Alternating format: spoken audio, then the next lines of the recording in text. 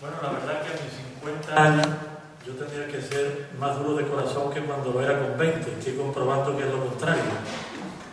Que cada vez tengo la lágrima más fácil y las palabras tanto de Kiko, mi amigo Kiko, Paco Hidalgo, como de Juan Ávila, pues me han llegado dentro y me han conmovido sinceramente. Palabras así, cuando son sinceras, estimulan realmente un trabajo de tantos años que, por muy placentero que resulte, produce con los años un desgaste, naturalmente. Entonces uno necesita más que nunca, pese a la edad de uno, este reconocimiento tan grato para mí. Mi mujer y yo esperamos devolverlo con el trabajo, con la calidad cada vez mayor de la revista, sin descuidar lo más mínimo ningún detalle, ni formal ni temático. Y antes de empezar a presentarla, viene el consabido, pero no por ello menos necesario y justo, capítulo de agradecimiento. Yo quiero agradecer en primer lugar a ustedes por vuestra presencia y distinguir entre el público hoy a dos poetas amigos que en distintos momentos han colaborado con la revista. Uno de ellos colabora hoy aquí, como después diré. Me refiero a Rafael Adolfo Tellez, viejo amigo y poeta que yo admiro desde hace ya muchos años, y al poeta, profesor y artista, editor y galerista Pablo del Barco. Agradezco en primer término, o en segundo término ya, perdón, la confianza que esta flamante corporación municipal está demostrando en Palincesto, y lo agradezco de manera especial por la coyuntura tan complicada, esta tesitura tan desagradable para todos, que es la llamada crisis, ¿no? Donde lo más fácil, como suele pasar incluso cuando no hay dificultades económicas siquiera, es olvidarse de la cultura y dejarle las migajas. Yo sé de ciencia cierta que el ayuntamiento ha tenido que renunciar a muchas cosas que estaba apoyando hasta ahora para que Palincesto continúe. Y esto tiene un interés añadido que no pasa inadvertido para mí. Palincesto no es una publicación mayoritaria, no es una publicación cara a la galería, no es una cosa hecha para el divertimento, para el pasatiempo, que todo tiene su sitio, sino que estamos hablando de una publicación de creación con mayúsculas, donde el grado de excelencia que pueda tener la revista Palincesto, ni Chari ni yo se la damos, sino sobre todo los poetas que firman las colaboraciones de cada número. Y los poetas que firman las colaboraciones son poetas en general excepcionales, ¿no? Y eso también nos da mucha moral para seguir adelante. Entonces, que un ayuntamiento siga apoyando una revista, como digo, minoritaria, que apueste por la alta cultura con mayúsculas, sin más aditamentos extraliterarios, a mí me hace pensar que hay una conciencia realmente, supone para mí una llamada de atención ante la alarmante frivolidad que en el mundo de la cultura estamos padeciendo, ¿no? Y ojalá esto sea un ejemplo también, dentro de la modestia que supone nuestra publicación, para que otras instituciones separen el trigo de la paja y se atrevan de verdad a pronunciarse por las cosas que pueden merecer la pena que perduren.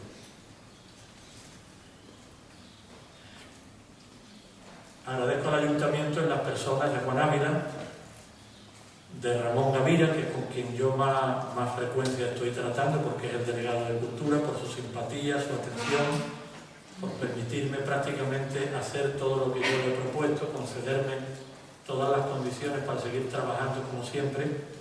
Muchas gracias, Ramón.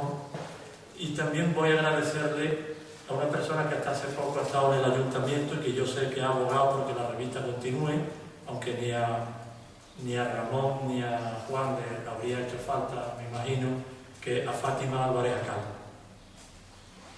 Agradezco también a la Biblioteca Pública Municipal José María Carmona, tanto a María Ángeles Piñero, su directora, como a todo su personal. la relación, para los que estáis, habéis venido ya varios años a las presentaciones, el vínculo de Palincesto con la biblioteca es muy estrecho, porque la gestión administrativa y de distribución de la revista, a la que ha aludido antes Paco Hidalgo, depende exclusivamente del buen hacer de la biblioteca.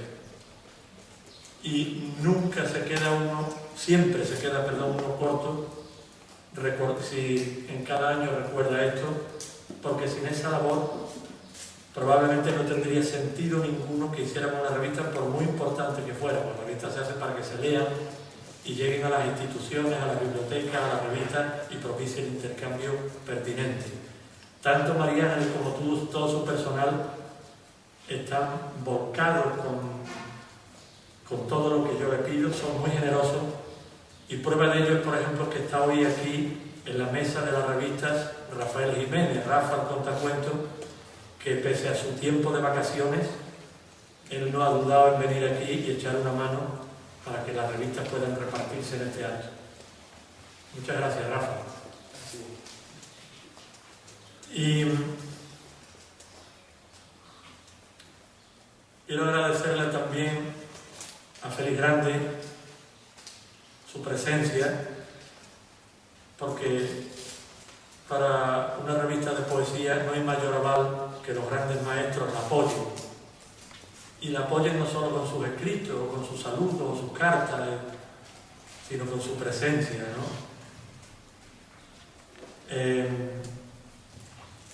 Si alguien ha contribuido decisivamente en los últimos 30 o 40 años para que la poesía española y la literatura española y la hispanoamericana se encuentren y se reconozcan, ese hombre y ese poeta, ese artista es Félix Grande. Entonces, para mí tiene doble importancia su presencia aquí, como gran maestro de la poesía española que es ya, como amigo y como estímulo para Palincesto, porque él fue director del Cuaderno Hispanoamericano durante muchos años y es un referente esencial para nuestro trabajo. Antes de darle paso a su lectura, voy a pasar a presentar los contenidos de este número lo más brevemente posible. Quiero decir antes, de todas formas, que todo lo que yo diga aquí, yo hablo en mi nombre, en el de Chari, porque realmente la revista la dirigimos los dos a carta cabal. Ella es tan responsable como yo de los contenidos, e incluso más responsable que yo de su forma acabada, ¿no? del cuidado de la tipografía, de las páginas, de la maquetación, de las correcciones, etc.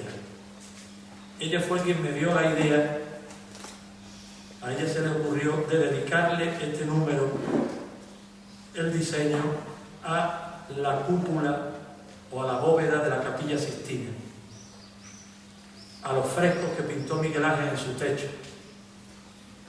porque se cumplen hoy en el 2012 el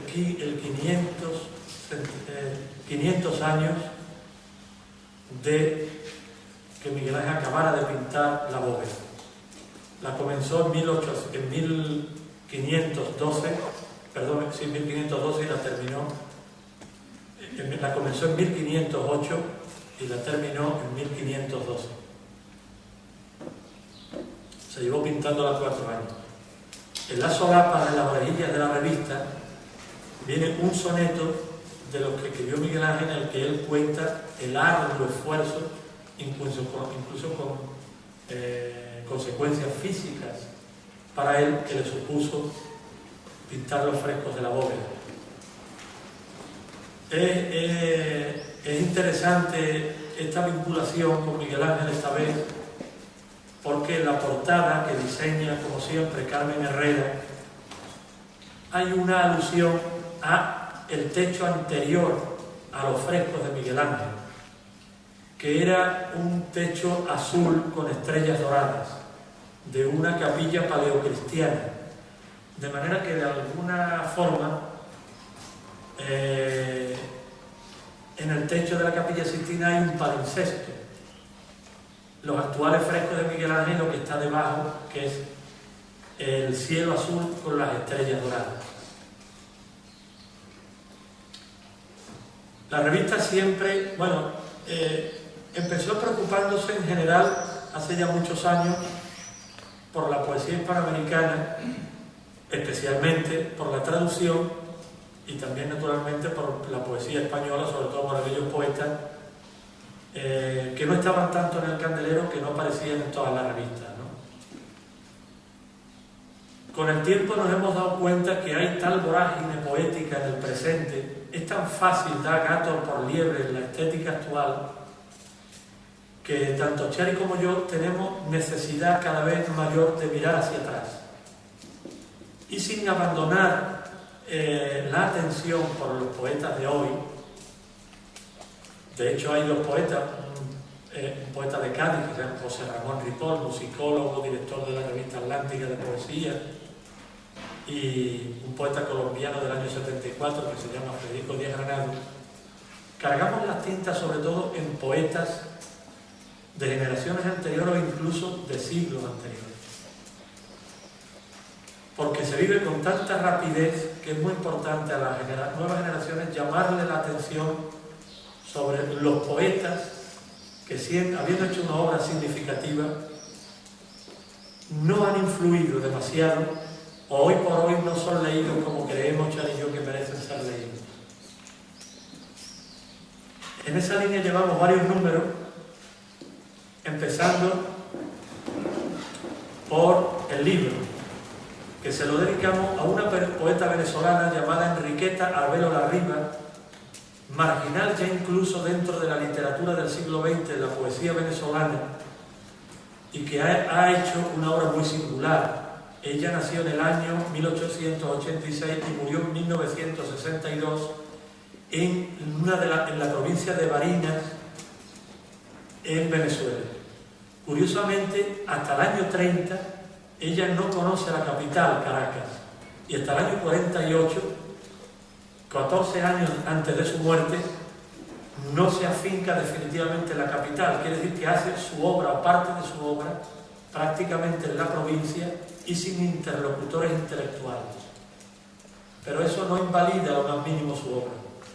Grandes críticos como Guillermo Sucre, que es uno de los estudiosos importantísimos de referencia de la poesía hispanoamericana, la incluye siempre en sus estudios y en sus antologías, refiriéndose a que su obra está muy influida por su experiencia del aislamiento, tanto existencial como estético. Y sus poemas, de una introspección y de una intimidad desgarrada, tienen, como dice él, ese escorzo abrupto o trazo abstracto que le da ese tono algo áspero, que tiene algo que ver también con el paisaje del llano venezolano en el que ella tanto se mira, ¿no?, para presentar su mundo interior. Ya dentro de la revista rescatamos también a un poeta colombiano que nace en 1904 y muere en el 90, que no es marginal, pero que en España sigue siendo muy, muy desconocido, que se llama Luis Vidal. Este hombre escribe un libro fundamental para la renovación de la poesía colombiana en las primeras décadas del siglo XX, que se llama Suenan timbres. En él siempre la crítica señala que comienza realmente el espíritu de la vanguardia en ese país. Es una poesía lúdica, de un humor irreverente, muy desenfadada, con ciertas huellas metafóricas de la jerguería de Gómez de la Serna, pero naturalmente no se queda ahí. Una poesía muy tierna, de gran emotividad, y prepara un dossier sobre ese libro capital de la poesía colombiana, de Suenan timbres, un poeta más o menos de mi edad, muy fino, que se llama Robinson Quintero Osa. Él habla en una introducción al referirse a la poesía de Luis Vidal, dice que son poemas como cuadros en movimiento y que su poesía es vívida como una cinta de dibujos animados. Ciertamente es verdad, porque las imágenes modernas de la gran ciudad, los ascensores, los semáforos, los timbres que empezaban los teléfonos, él los presenta con esa movilidad de las cosas animadas, no solo de los dibujos animados, sino incluso del cine mudo, ¿no? Con cierta comicidad afectiva también. Él prepara una introducción muy interesante, muy bien hecha.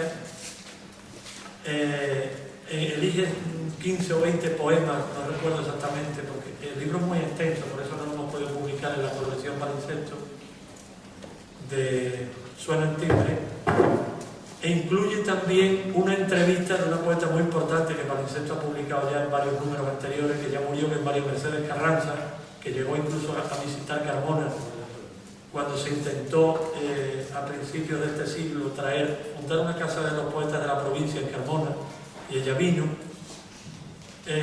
Una entrevista histórica que le hizo ella a Luis Vidales en el año 77 para una revista muy importante en Colombia, Nueva Frontera, de aquellas décadas.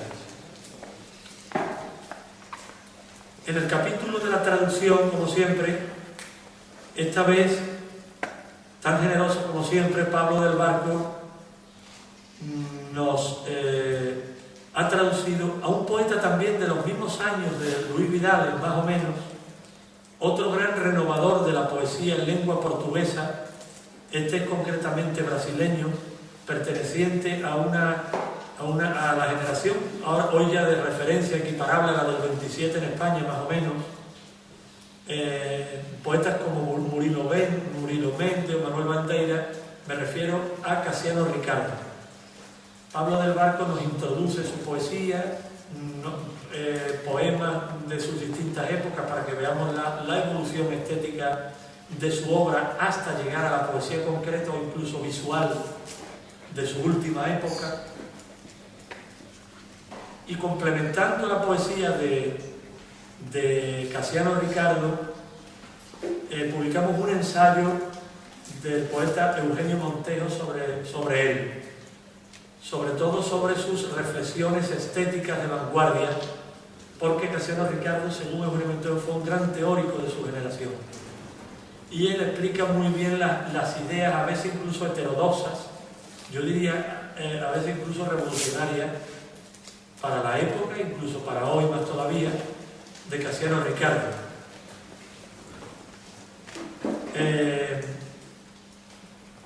La revista se cierra con un homenaje a un poeta colombiano que hemos publicado en varias ocasiones también para Palimpsesto, llamado José Manuel Arango, con un texto muy entrañable de un poeta importante colombiano, se llama Elgin Restrepo. Y se abre, vamos a acabar por el principio, con 3 poemas del poeta chileno Carján, que hace 2 años estuvo leyendo precisamente aquí en la Aula Vide, su poema, y con una extensa entrevista que yo le hago, donde él explica sus ideas estéticas, sus experiencias, relacionando sus poemas con sus experiencias vitales, etc., ¿no?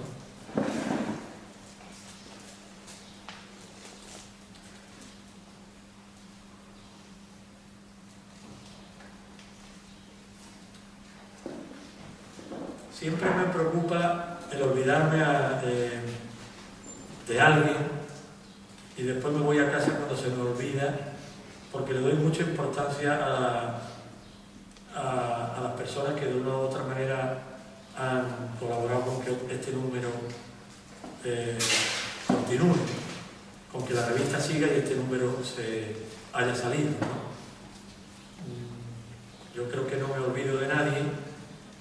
Reitero mi gratitud al Ayuntamiento, a la biblioteca, a su personal, a la sede Pablo de la Vide, a Paco Hidalgo, su director, que tan amablemente nos acoge aquí,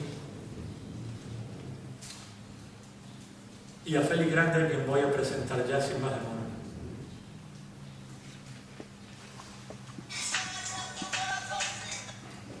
Solo al cabo de los años nos damos cuenta de la verdadera importancia de ciertos hechos, de su decisiva influencia en nuestra trayectoria vital o literaria. Uno de ellos fue para mí, sin duda alguna, mi encuentro con Félix Grande, a quien mi amigo el poeta Rafael Adolfo Telles me presentó en Sevilla una ya imprecisa noche de 1991. Yo andaba entonces deslumbrado por la inclasificable obra del argentino Antonio Porquia, del que acababa de publicar en el número 3 de la colección Palincesto la primera antología de sus voces en España. Sin más prueba que la de mi joven entusiasmo, Félix Grande me animó a escribir un ensayo sobre este autor para Cuadernos Hispanoamericanos, revista señera en el ámbito del idioma y obligada referencia para quien, como yo, empezaba la modesta aventura de Palincesto, cuya premisa principal ya era acercar a Carmona el riquísimo mundo poético del nuevo continente. A partir de aquella fecha, colaboré con frecuencia en los Cuadernos Hispanoamericanos, hasta que en 1996 Félix Grande, punto de unión imprescindible entre los escritores de las dos orillas del Atlántico durante tanto tiempo, dejó de dirigirla. Esos estimulantes años los considero hoy, gracias a los sugerentes libros que él me enviaba desde Madrid para que yo los reseñara, mi escuela literaria, donde me fui haciendo un lector más atento y aprendí la suficiente soltura expresiva para ordenar mis incipientes juicios críticos. Pero mi deuda con Félix Grande no se queda aquí. Amén de su amistad, le debo también, como indiscutible maestro en la materia, mi descubrimiento del inmenso valor poético de la copla flamenca, comparable en sus momentos más altos a cualquier gran poema culto. La poesía de Félix Grande, como la del cante fondo, se nutre del magma de las emociones primordiales de nuestra especie, donde el amor, el miedo, la piedad, la pena, el odio, la alegría, la lujuria o el coraje de vivir se entrelazan irremisiblemente. Por esto, uno de sus versos descubre el pánico en el fondo del placer, o son habituales en este rotundo mundo verbal paradojas del tipo atroz ternura, misericordiosa crueldad, humildad abominable, espantosa dulzura, huracán de quietud, que en su contexto anímico reflejan con demoledora precisión, al modo de descargas eléctricas de alto voltaje, una conmoción extrema. De ahí su singular empleo de la hipérbole, de la insistencia y de la adjetivación enfática e inesperada. Félix Grande concibe, pues, la escritura poética como una catarsis donde no caben las medias tintas. En Madrigal del odio muerto, perteneciente a su flamante libro de familia, nos remite a una suerte de vértigo de la memoria cuya antiquísima fórmula de raigambre mítico-poética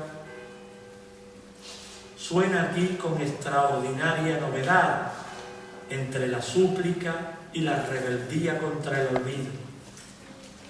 El poeta no duda en ajustar cuentas con su madre muerta, guiado por el remordimiento y la necesidad del perdón.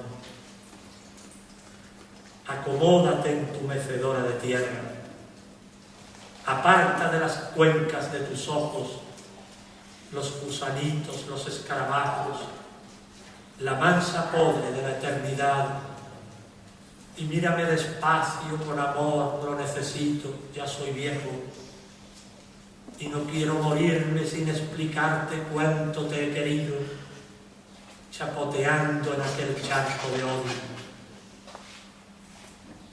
Pese a su gran extensión que alterna verso y prosa, el poema no se demora en las experiencias concretas que el original alude a ellas lo justo para regodearse en cambio en sus repercusiones afectivas. Este contraste entre el control de la anécdota y sus incontenibles efusiones sentimentales es quizá la cualidad más propia de esta obra, púdica e impúdica a un tiempo. Ya en Nanas de la Metralla, escrito en 1976, no hay datos precisos sobre los motivos de su estado de ánimo, provocado, eso sí, por el drama de España. Con el dominio técnico que lo caracteriza y su renovador sentido de la tradición poética, Félix Grande torna las famosas seguidillas de Miguel Hernández en un poema aterrado cuyo protagonista es él, es más él mismo que su propia hija a la que trata de dormir. El inocente y persuasivo ritmo de canción de cuna aumenta aún más su escalofriante contenido. En la cuna del pánico tu padre estaba, con sangre de tabaco se amamantaba.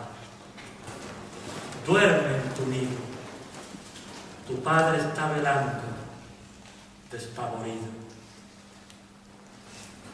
Visceral y tierna a la vez, la poesía de Félix Grande aborda a tumba abierta, sin mediaciones anecdóticas, los recónditos recovecos de los sentimientos humanos, hasta que la propia intimidad y las circunstancias históricas se entreveran, como ocurre en Recuerdo de Infancia, uno de los poemas más estremecedores de Blanco Espiritual,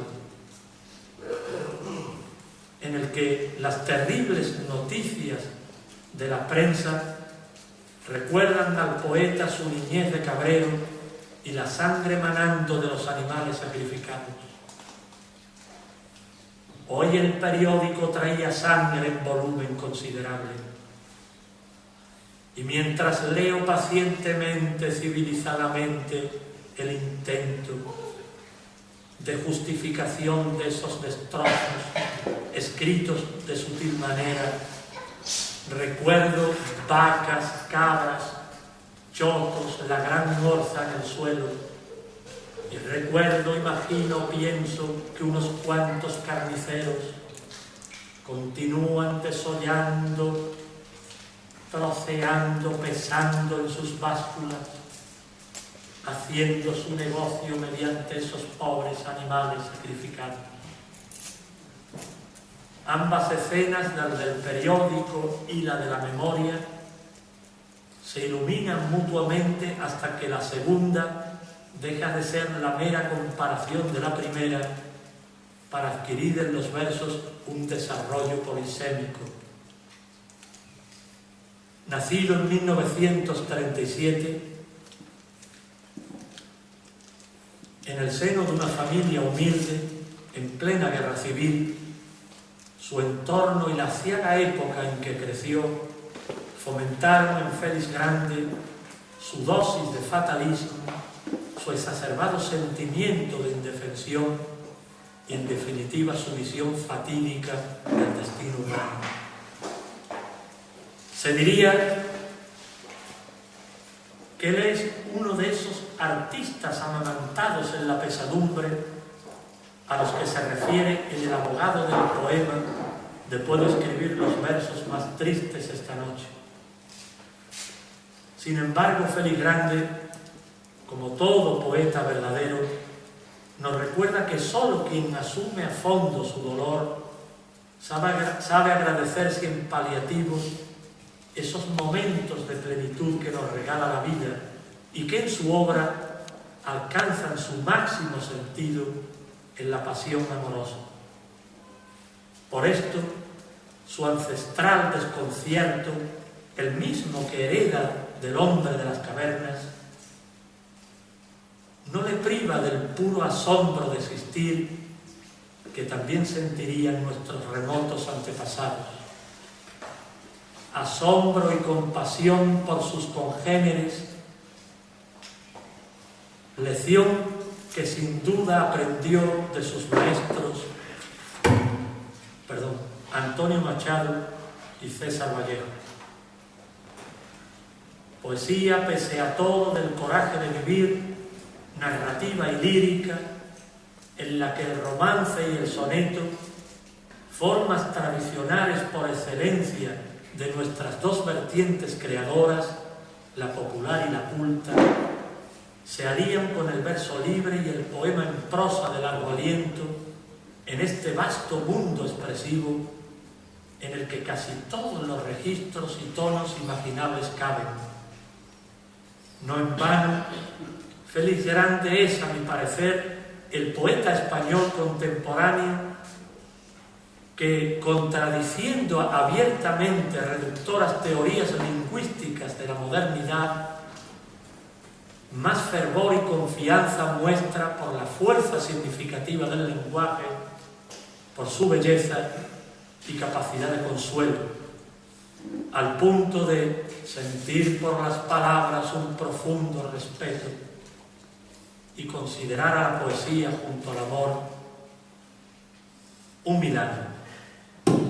No he dicho antes que Félix Grande recoge toda su obra en una reciente edición del Círculo de Lectores titulada Biografía, a la que le ha seguido Libro de Familia, como he aludido ya, que acaba de aparecer en las librerías, contiene poemas fundamentales para su obra y, a mi modesto entender, incluso para el transcurso de la poesía española del último medio siglo, que tendrían que aparecer en cualquier antología que se apreciara esos poemas. Libros importantes de él son Las Piedras, Blanco Espiritual o Las Rubayatas de Horacio Martín, que marcan hitos importantes en la evolución de la poesía española de los últimos 50 años.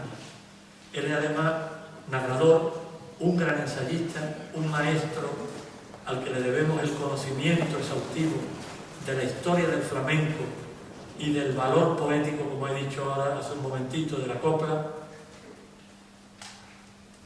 y ha recibido importantes premios como el Adonais, el de la Crítica o el Nacional de las Letras. Con ustedes, Félix Grande.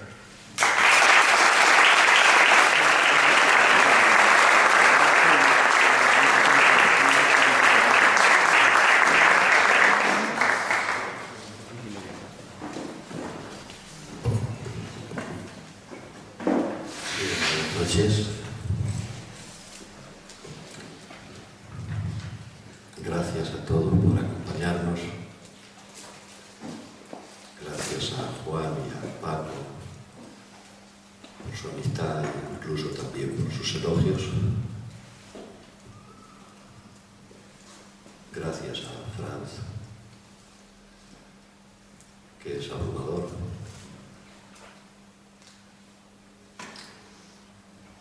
Ustedes saben que Antonio Machado es aquel a quien siempre conviene citar para evitarnos la vergüenza del plagio.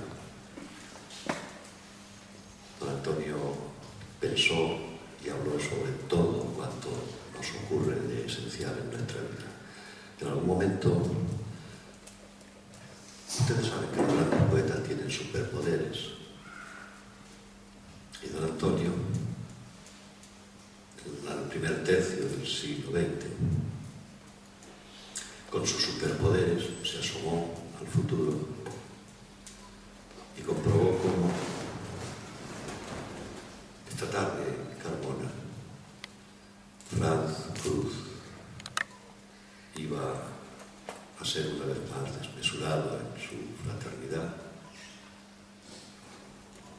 y lo perdonó y lo justificó con una copla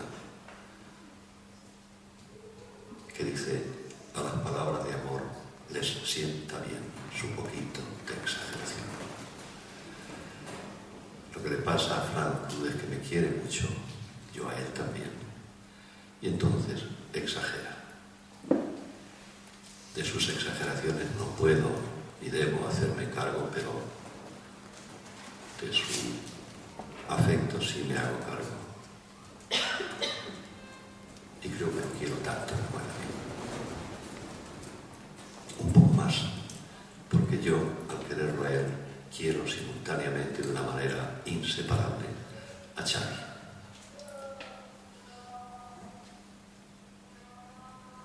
Juan y Paco, muchas gracias por vuestro afecto.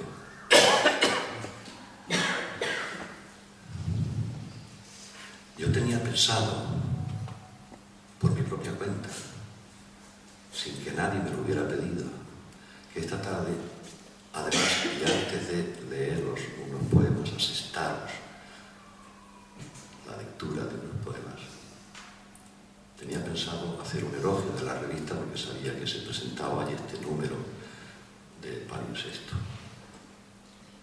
De manera que no consideréis que el elogio del Palimpsesto que voy a hacer enseguida se debe únicamente a que acabo de ser víctima de un afecto oceánico por parte de Francia.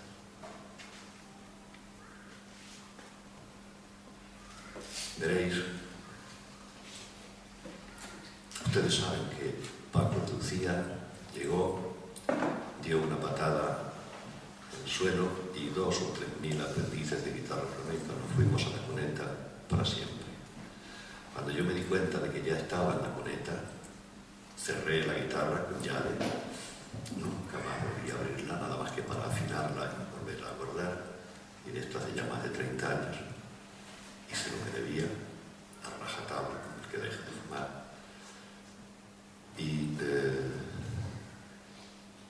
Y me puse a reunir documentación para escribir uno, primero de los libros sobre flamenco que he escrito. Después de haberlo escrito y publicado me he dado cuenta de que aquello fue mi expiación por haber dejado de tocar la guitarra. Yo siempre tengo la sospecha narcisista de que la guitarra, allí sepultada en su estuche, por supuesto que no la he vendido, estaría muerta.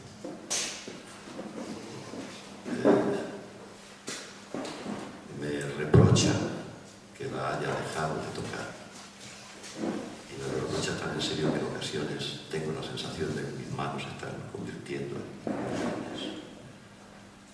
Y lo cierto es que ahora sé que empecé a escribir aquel libro que tiene 800 páginas, unos 1000 folios, como un acto de expiación por haber dejado de tocar. Pero lo cierto es que me fui convirtiendo también en un especialista de la historia del flamenco y en concreto de la historia de la guitarra. Ya saben ustedes, Mr. Bertrand Russell dijo con horrenda veracidad que un especialista es el que sabe cada vez más de cada vez menos. Bueno, me he ido convirtiendo en especialista en el flamenco y ahora sé que gracias al hecho de que me sentí atrozmente culpable para toda mi vida. Entonces pensé ser, si no un digno discípulo de aprendiz de Paco Lucía, ser por lo menos el mejor.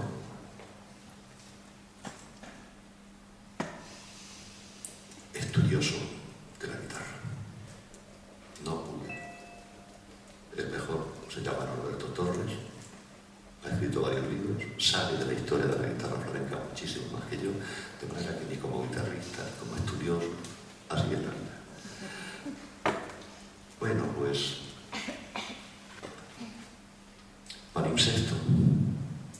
Verán, yo he trabajado 36 años en una revista que se llama Cuadernos Hispanoamericanos. De esos 36 años fui durante mucho tiempo director, los últimos 10 o 12 o 14 años, y eso me permitió, durante tanto tiempo de mi vida, la mitad de mi vida, me permitió conocer, no a fondo, pero conocer esa otra parte de nuestro prodigioso idioma y esa otra parte de nuestra identidad que se llama Hispanoamérica. Viajé muchas veces a América y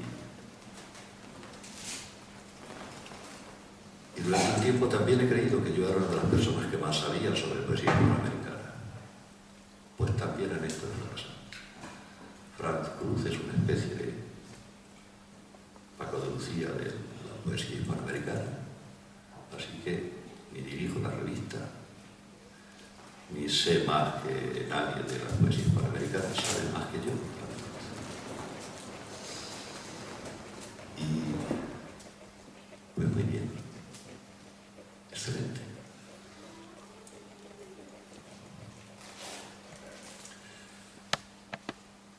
Pero de todas maneras sé lo suficiente sobre el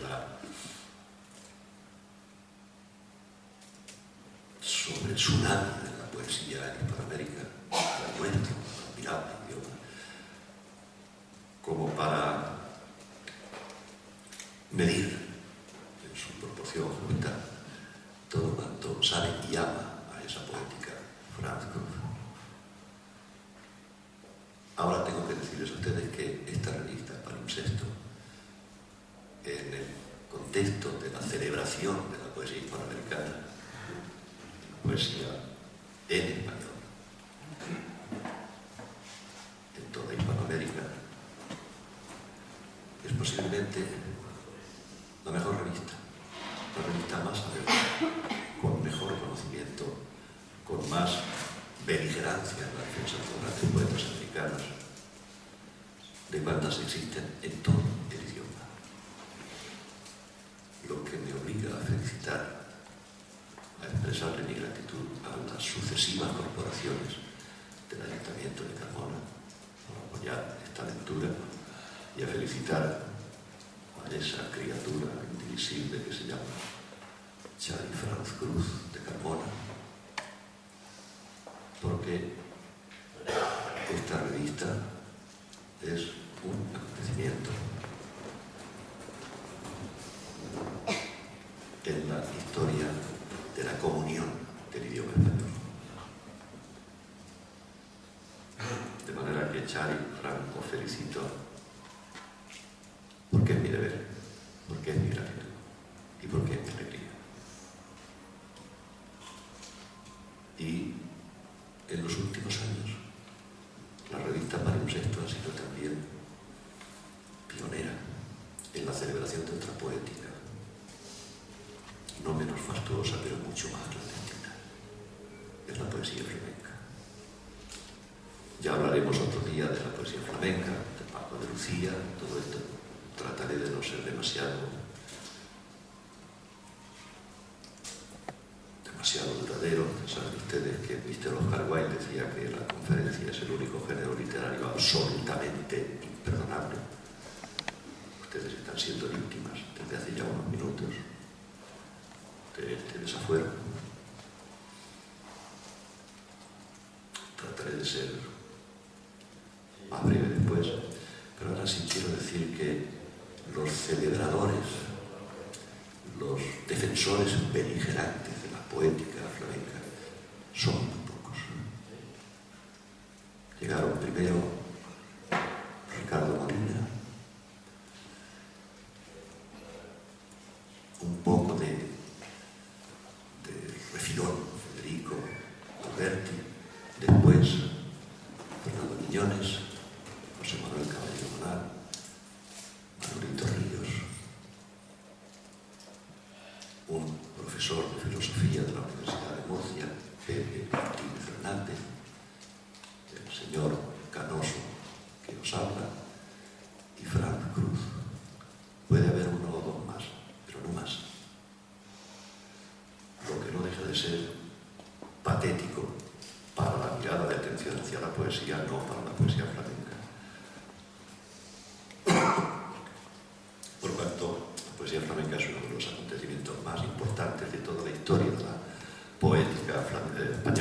canto en su tradición popular, en su tradición culta. Fran se dio cuenta, y en algunos de los números de Palimpsesto se ha dado fe de ese caer en la cuenta, que supone no solamente el reconocimiento de una estética y el reconocimiento de una problemática social, sino la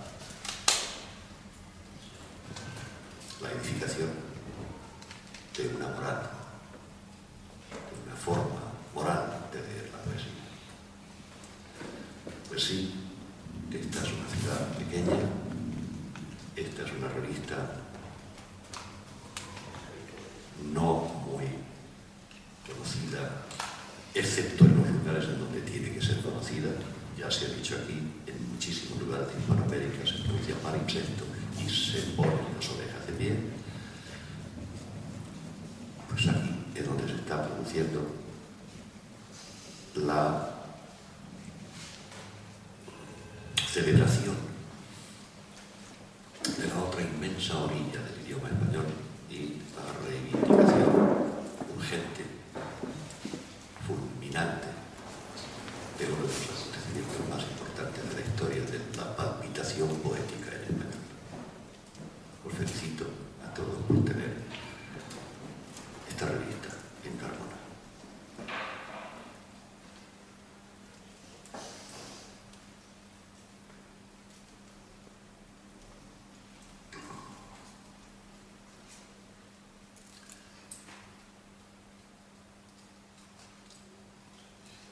Ha sido citado hace un ratito por Paco Hidalgo. Se nos ha muerto hace poco tiempo Alberto Fernández Bañuls. Un mes antes, ya sabéis que murió de una manera vertiginosa, un mes antes estaba preparando ya un congreso para la celebración de la poesía flamenca. No llegó a tiempo. Las cosas en el flamenco suelen ir despacio, pero son irreparantes. La celebración del flamenco, del cante flamenco, de la guitarra, tardó mucho tiempo, pero ahora ya es incontenible. Con la poesía flamenca sucederá lo mismo, y aquel congreso de celebración de la poesía flamenca con el que soñaba y trabajaba ya Fernández Bañuls se producirá alguna vez. Lo que a mí me gustaría pedir ahora aquí públicamente, que cuando eso se celebre se haga en homenaje a Alberto Fernández Bañuls, que fue el primero que empezó a trabajar para un congreso que él quería que significase algo así como lo que significó en la historia del cante el congreso de Granada del año 22, que llevaron adelante don Manuel de Falla y Chiquillo, a quien la inmortalidad en este momento somos ustedes y nosotros llamamos Federico. Alberto tenía el sueño de que la poesía flamenca fuese celebrada de ese modo, y yo estoy seguro de que eso ocurrirá. Tal vez yo ya no esté aquí entonces, pero alguien se encargará de sugerirles a quienes organicen el congreso que recuerden el nombre de Alberto Fernández Bañuls.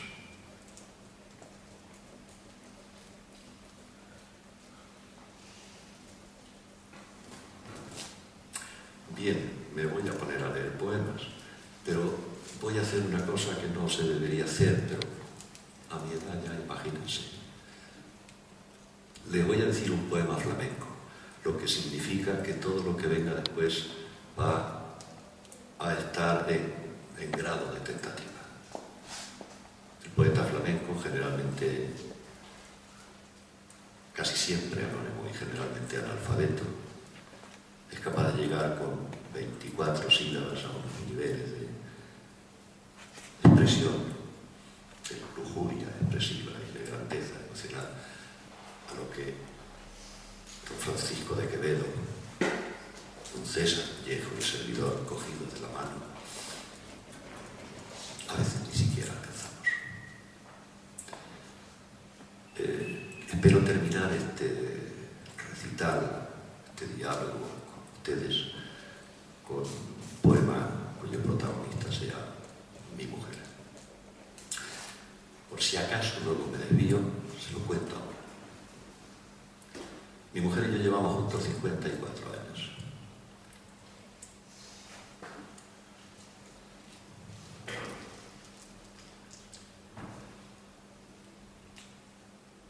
Y ambos somos ya viejos.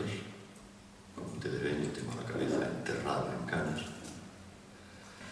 Y ahora ya, después de tantos años juntos, después de tantos años de disfrutar del apoyo del otro, del consuelo, en mi caso, del perdón, de la garantía de que acerté,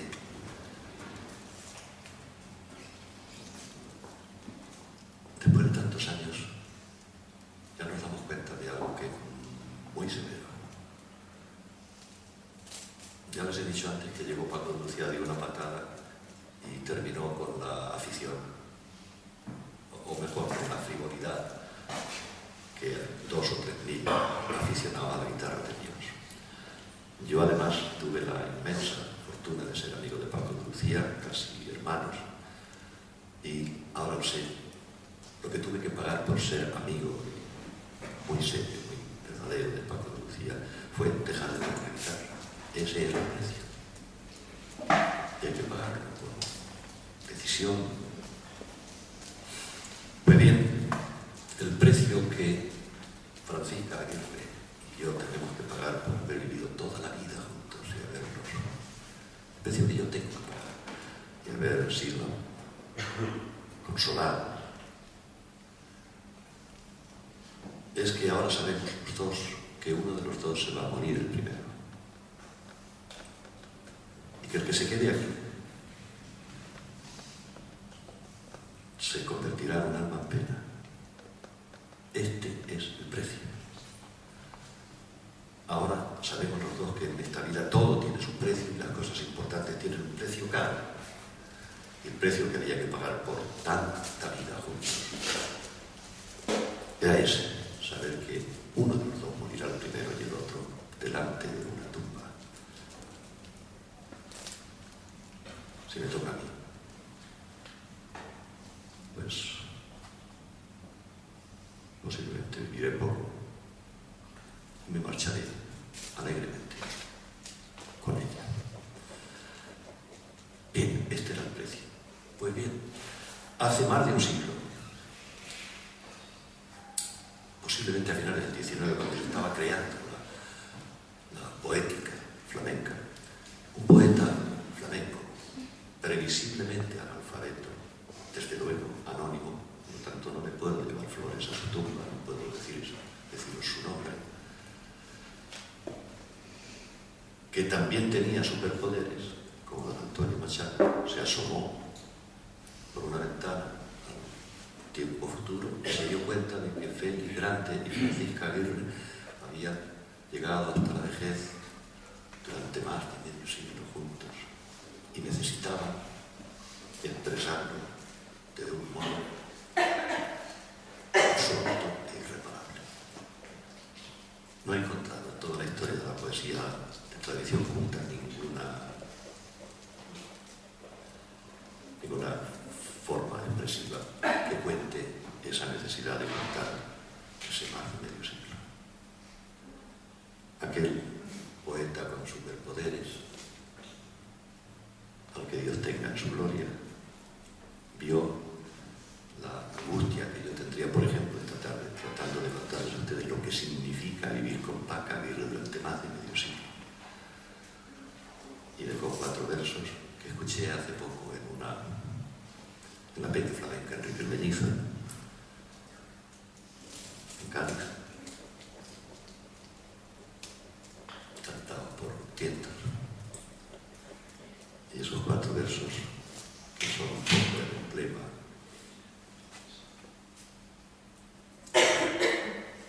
de nuestro matrimonio, dicen: como los raíles del tren, son tu cariño y el mío, uno al ladito del otro, todo seguido, todo seguido.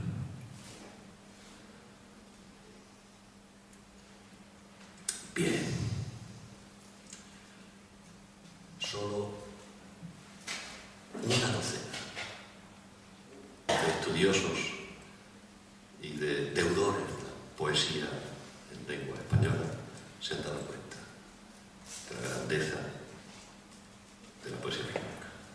Uno de ellos es Frank Cruz, Char, y hay pruebas testificales sobre la mesa del señor juez en la revista Palimpsesto.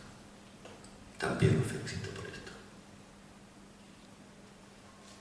Y ahora pues llevamos ya, como dicen en mi pueblo, carajo, son las 10:30 casi.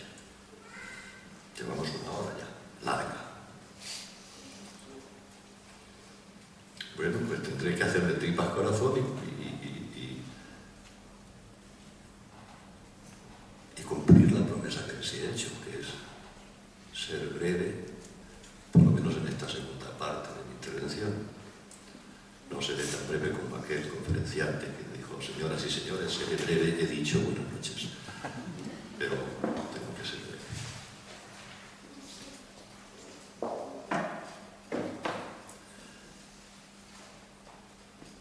Esta mediodía estábamos coqueteando, Paco Hidalgo y yo, sobre a ver quién de los dos tenía la voz más bonita. Yo no sé a quién le deberá él la voz, yo se la debo a mi padre.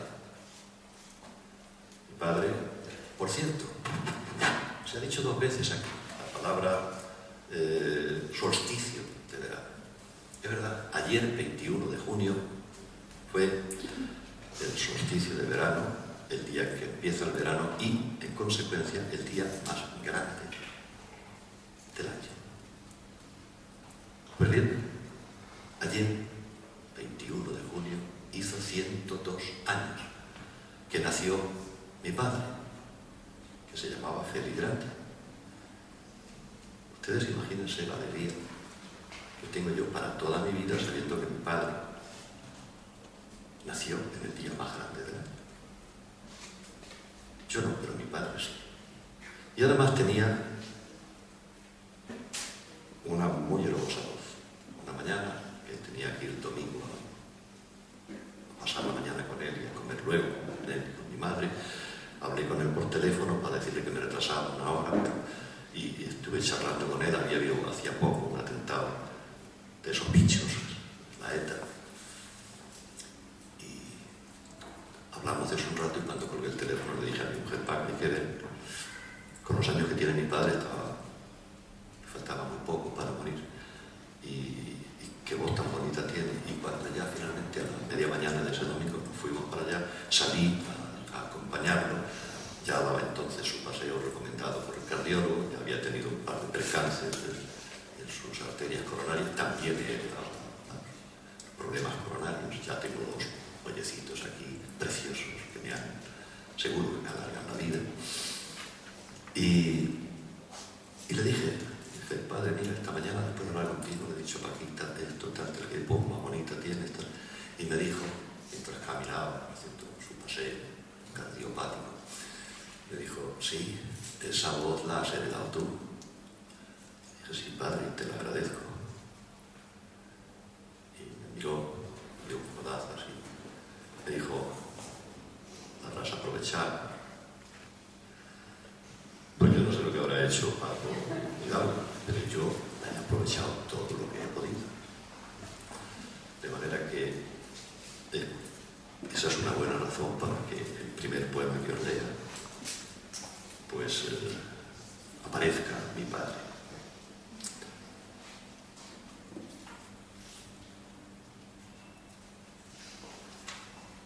Se llama La Rubia. A lo mejor este poema lo leo también porque es el primer libro que escribí de todos los que están contenidos aquí, y estaba estaba al servicio angustioso de César Vallejo, posiblemente el más grande poeta americano de todos los tiempos. Y cada poema lleva una cita de Vallejo, y este poema, que se llama La Rubia y que habla de mi abuelo, de mi padre, las cabras y tal, lleva un endecasílabo que quizás sea el endecasílabo más grande de la historia del castellano. Es 11 sílabas en la que es el único poema que yo recuerdo que era tal vez aventaje después empieza la poesía flamenca. En 11 sílabas nos cuenta la vida de todos nosotros. Todos nosotros, tras pasar por el paraíso, la inquietud, la eternidad de nuestra infancia y entrar en la vida adulta, en la vejez, hacemos el tránsito del que se habla en este verso, que dice: murió mi eternidad y estoy velándola. Y el abuelo, con su pecho de tronco, ya no queda. Desde mañana no he dejado de devorar el sol aquel, la piara veintenaria, su marido, volviendo el cuello, el generoso macho que creaba hasta sangrarme la testuz, filósofo Gabriel. El regreso por caminos de polvo color de uva hacia casa, donde la puerta se abría sola cuando sonábamos llegando. Ya no queda, sino así de papel, cuyas son nuestras lápidas en vida. En el establo, tibio hacia adentro, hacia el olor familiar y enigmático, padre ordeñaba, depositando con unción un puñado de hielos sobre el hocico de las más lecheras que mimábamos, venturosos todos, y ellas. Después, vendimiadas todas las umbres, comulgado el cubo hasta el borde, pátina colmada, padre se recuesta fumando contra un saco de pulpa y semicerrado de ojos dentro de su historia, escucha la rumia de los queridos animales. Allí, en tal rincón, nos ha quedado su fantasma a todos y tendrá esta noche tan serena como aquella, sino más adelante. Padre fuma en el corredor, yo frente a él fumo, súbito, con su permiso, que tú me lo diste, y que no diera por mostrarle al viejo una almorzada de hielos sobre la mesa, para que sepa que aquel verano quedóseme en el alma, y para que me mire, haciendo memoria, a punto de sombríos, mientras fumamos hoy, a las 12. Pero faltaría la rubia, la oración aquella, que fueran unos hielos. Faltaría el olor del verano, el lamento del choto mínimo, faltaría. Habría pretérito suficiente para que el símbolo desnudo nos haga daño en la médula dorsal del corazón. Mejor callar, fumar, todos dos en silencio, padre e hijo.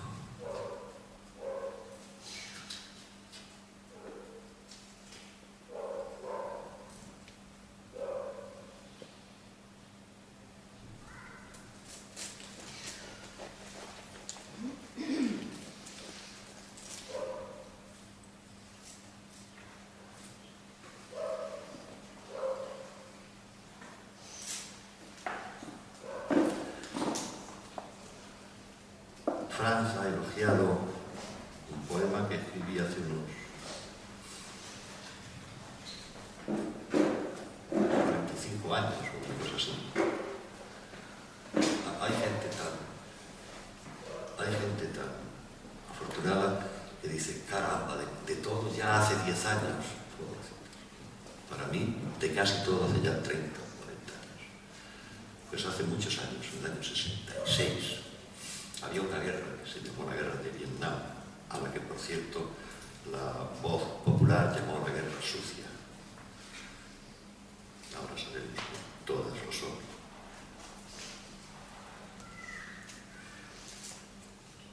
Y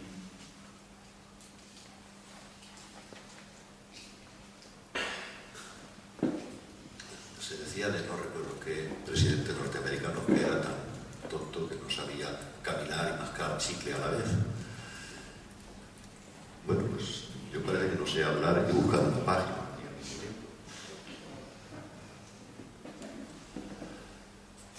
Cuando escribí aquel poema pensé que estaba destinado por su estructura, por su estética, que estaba destinado a envejecer como envejece todo. No me daba cuenta de que esta bestia, constituida por todos los seres humanos, tiene la costumbre de afirmarse contra el horror de ser finitos mediante la producción de una guerra detrás de otra, detrás de otra. De aquí esta página, cuyo protagonista de la guerra de Vietnam desgraciadamente conserva toda su vigencia. Recuerdo de infancia. Ustedes hagan como que no lo oyen, porque lo leo para Francia. Hoy el periódico traía sangre igual que de costumbre. Venía chorreando como la tráquea de un ternero sacrificado. He visto chotos, cabras, vacas durante su degüello. Bajo el agujero del cuello una orza se va llenando de sangre. Los animales se contraen en sacudidas cada vez más líneas. De pronto ya no respiran por la nariz ni por la boca, sino por la abertura que la navaja hizo en la tráquea, en la cual aparecen burbujas a cada nueva respiración. A menudo parece que están completamente muertos y no obstante aún se agitan una o dos veces suavemente. Ahora sus ojos ya no miran, tienen como una niebla, un teloncillo de color indeterminado que recuerda al ceniza. Entonces, el carnicero se incorpora con las manos hinchadas y procede a desollar y trocear al animal cadáver para después pesarlo, venderlo en porciones, hacer su negocio. Hoy el periódico traía sangre lo mismo que otros días. ¿Acaso unos cuantos estertores más que de hambre? Pero ¿cómo saberlo? Hay países que no especifican. Por ejemplo, el Departamento de Estado no da las cifras de sus bajas. Únicamente les agrega heridos, bajas insignificantes, bajas ligeras, bajas moderadas.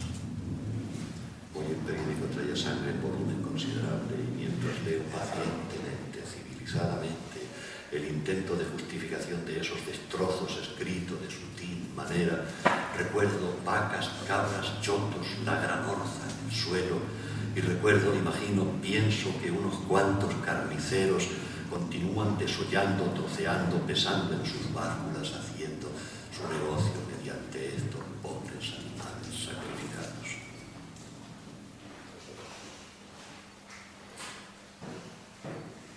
Yo aquí había notado la lectura de unos cuantos de ese libro que ha mencionado Fran, Las Rubayatas de Horacio Martín, que es el libro más delincuente que he escrito en mi vida.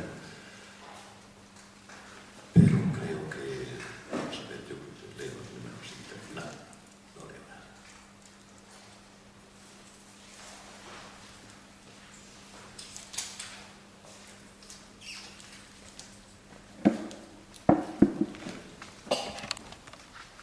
Imaginar una palpitación homogénea entre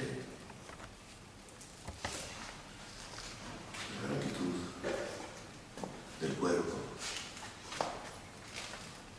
y la gratitud del lenguaje.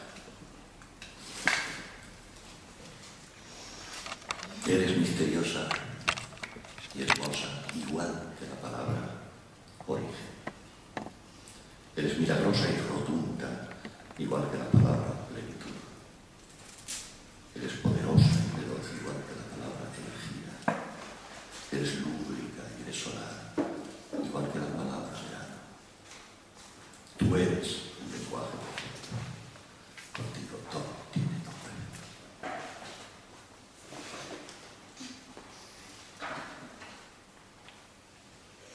Mirando tu cuerpo desnudo, recuerdo el origen del mundo. Creo en la materia que se busca. Ven, misteriosa boreal. Creo en la niebla que se encarna. Ven, misteriosa boreal. Creo en la energía que se organiza. Ven, misteriosa boreal. Creo en la majestad de lo enigmático. Ven, misteriosa boreal. Creo en el antiguo canto de los cuerpos, ve, misteriosa boreal. Creo en la mañana de los mortales, ve, misteriosa boreal. Tentando tu cuerpo desnudo, recuerdo el origen del mundo.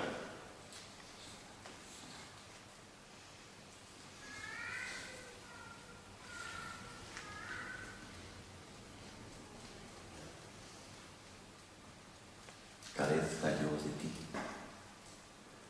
y al infortunio suceda la desgracia, y a la desgracia el cataclismo, y a todo ello asistiría con el desinterés de un muerto. Estés conmigo tú, y por cada brizna de dicha que pretendan arrebatarnos, avanzarían desde mi corazón espléndidos ejércitos de odio. Tú puedes ser la espalda atroz de mi destino, o mi mátria de carne. Cuando me tienda en la vejez, como en un mar cerrado sepulcro, maldeciré tu loco nombre, solo porque esta noche, enajenado y absorto en tu cuerpo, he deseado que fueras eterna, y no sabía si bramar o llorar.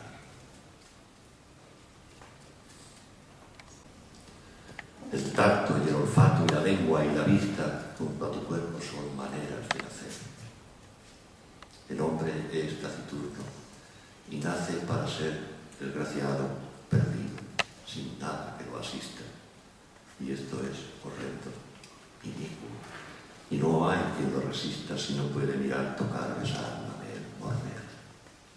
Ella pone pomada, ella pone vendaje, ella amortigua el triste absurdo del viaje. Ella es el centro, el único lugar donde ir. Los hechos y los años son mentira de estrépito, y el destino es un mundo miserable y decrépito. Sin mujer en las manos, lo mejor es morir.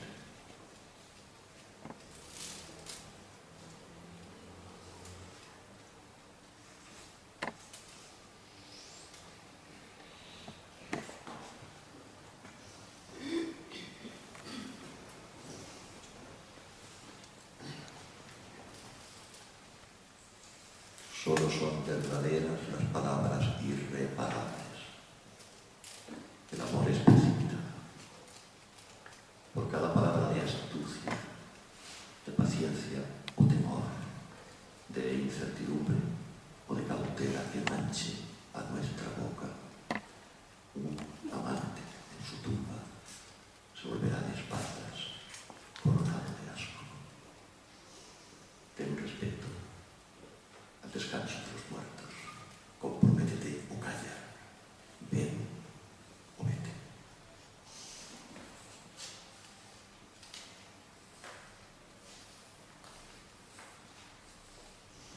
Van 5 días que no te toco, Roma. 5 épocas, oyendo el sonido del tren. 5 rejas de nada envolviendo a una carta. 5 antediluvianos zarpazos de extrañeza. Me muevo por la casa igual que un escorpión borracho.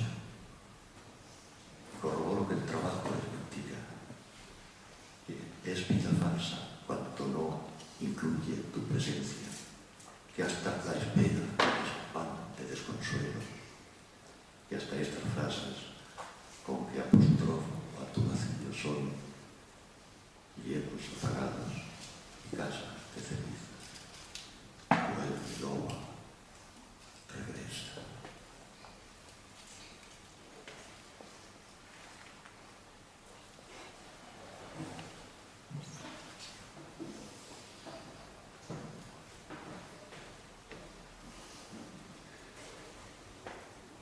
A quien cobardemente y como bestia impura te quisiera hacer ver que no es posible. Primero me maldecirás usando las palabras más temibles que hayan sonado desde el el sagrado de Éufrates, hasta esa Córdoba que el árabe honró con su casilla y emocionó con su destierro. Y después voy a untándote la voz con dátiles y miel, y con los ojos llenos de culebras dormidas, suave, cortés, más sin vacilación, y en fin, como si hablara desde las puntas de tus pechos. Respóndele que sí, es posible esa ya antigua muerte augusta, sufrir y consumirse y reventar de amor. Esto dile en mi nombre y vuélvele la espalda. Y a nosotros, que nos proteja la fortuna.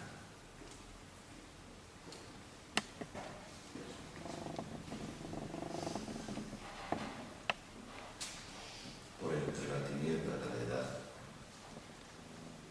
a veces llega al pueblo, una calle, una puerta, un niño que era yo, lleno de ojos, una vecina con los muslos morenos. Benditas para siempre sean aquellas monedas que te pagué por ser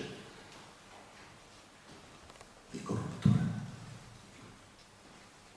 Puta que ya habrás muerto, pero no sin ser antes adorable, sagrada. Se llamaba Angelita. Con excepción de Francisca, que fue la mujer posiblemente más maravillosa que yo he conocido, la más generosa, la que se acostaba con todo el que se lo pedía. Como decimos los flamencos, que Dios la bendiga. Vamos a terminar.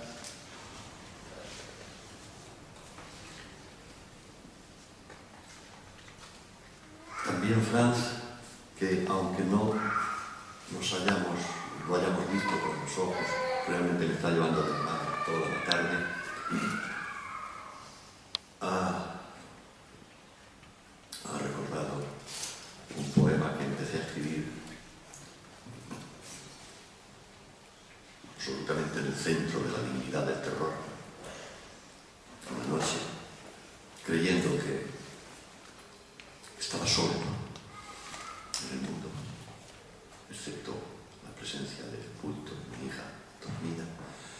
Y cuando llegaba a la mitad del poema me di cuenta de que estaba siendo llevado de la mano por Miguel Hernández. Ya sabéis, uno de los poemas más estremecedores de la historia de nuestra preciosa poesía en español.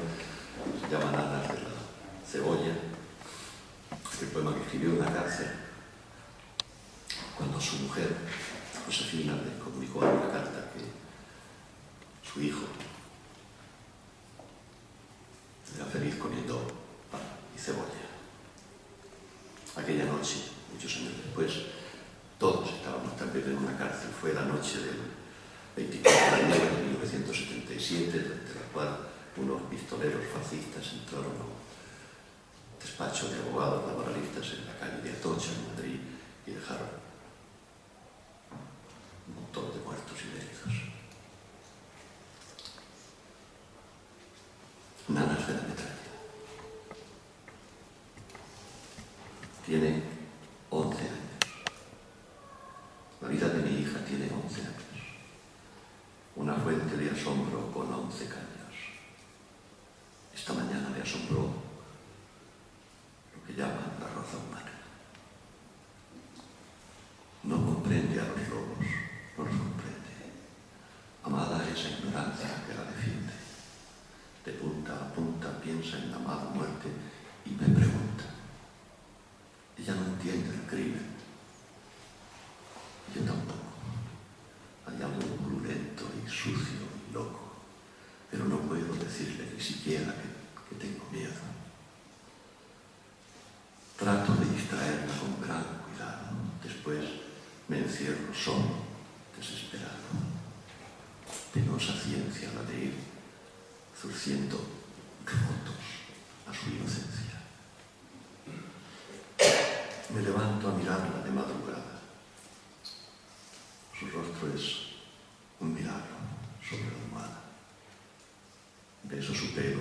mientras hiere en mi boca mi desconsuelo. Por mi largo pasillo camino y fumo. Voy a llenar la casa de miedo y humo como una perla, a preñarse de miedo toda la tierra. Hay, hija, una desgracia llamada España, siempre frente a la sombra de la albadaña. Desde albos soles van cayendo a la sombra los españoles. Me encierro en mi despacho, libros, carpetas. Ay, pueblo, tan mentado por los poetas. Ay, pueblo inmerso en tantos epitafios y en tantos versos. Mala noche esta noche, malo este día. Mala historia esta historia, mala, hija mía. Cuando despiertes quizá tenga que hablarte de nuevas muertes. En la cuna del pánico tu padre estaba, con sangre de tabaco se amamantaba, y el lento horror de espiar el lento ruido del ascensor. Estos últimos tiempos de mala entraña un ascensor no deja dormir a España. Historiadores, ¿cuánto han de preocupar los ascensores? Mi niña está durmiendo. Tiene en la cara la verdad más profunda, la paz más clara. Los dos caminos que están cegando ahí fuera los asesinos. España está llorando lágrimas viejas que ruedan y se filtran entre las tejas. Los lagrimones llenan paños, baños, pasillos, habitaciones. La vieja y triste España, tan triste y sola, otra vez ante el ojo de la pistola. Otra laguna de sangre separadas bajo la luna. Odian el sol, la vida, los grandes bienes, el amor que te tengo y el que me tienes. Esto es lo recto. No lo comprendes, hija. No lo comprendo. Duérmete, niña, duerme, mi niña, la cosecha de muertos crece en su niña. Duerme en tu nido. Tu padre está velando despavorido. Duerme tú sola, duérmete, niña, duerme tú sola, mientras pasa esta noche tan española. Duerme, amor mío, mi corazón te arropa, lleno de frío. Y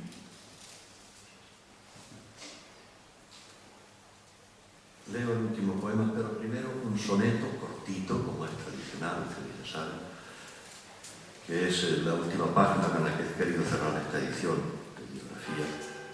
Lo escribí cuando murió una persona adorable, que era Ramón de Algeciras, el hermano mayor de Paco de Lucía, que también ejerció en cierto modo de su padre, de su administrador, de su amante. Era una criatura adorable. Finalmente asesinó un cáncer y se lo llevó.